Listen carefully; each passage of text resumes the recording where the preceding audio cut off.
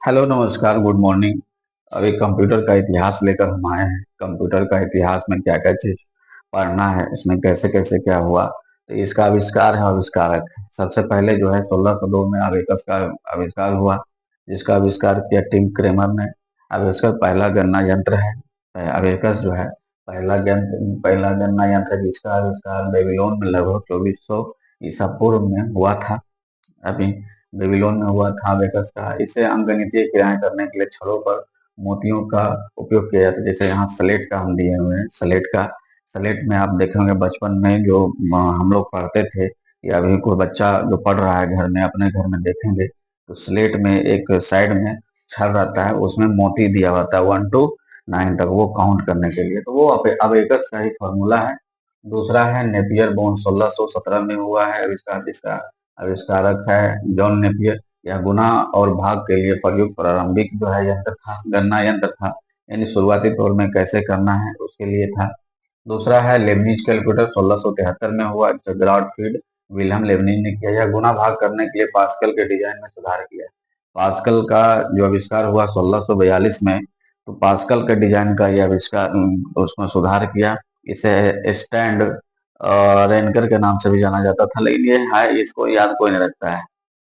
इसको याद कोई नहीं रखता है। यह गुणा करना पास्कल का जो है, पास्कल पस्कल लाइन 1642 में ब्लेज पास्कल ने आविष्कार किया। यह एक यांत्रिक कैलकुलेटर है जो गियर और डायल का उपयोग करके जोड़ या घटाव करना होता है।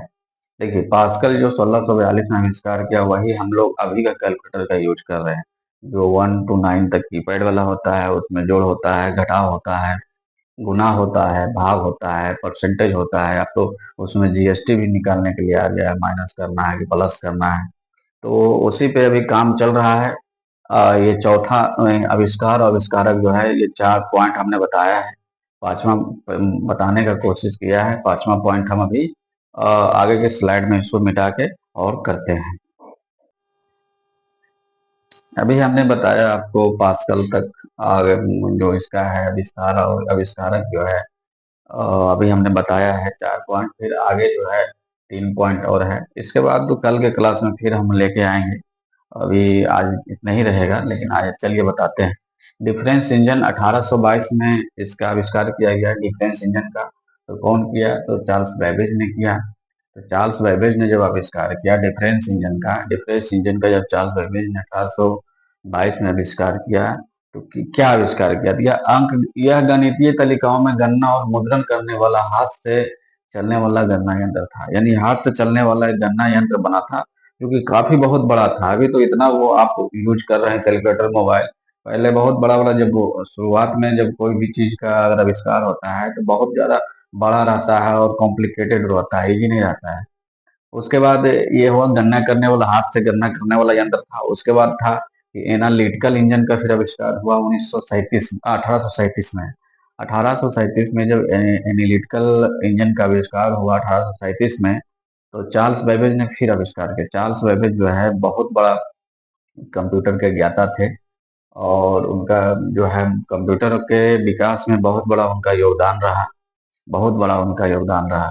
तो यह एक समान परिवहन वाला यांत्रिक कंप्यूटर था, जिसमें अंकगणितीयता, तार्किक इकाई, नियंत्रण इकाई और मेमोरी जैसे घटक थे। यानी कि 1837 में जो एनालिटिकल एनालिटिकल इंजन का जो आविष्कार किया गया चार्ल्स बेबेज के द्वारा, उसमें क्या था कि उसमें स्टोर भी किया जाता जा सकता था। मतलब थोड़ा सा ही मतलब स्टोर करना है, तो वो स्टोर ही किया जाता था पहले। थोड़ा सा मतलब अब देखिए शुरुआत होने लगा स्टोर करने की बात, मेमोरी साइज।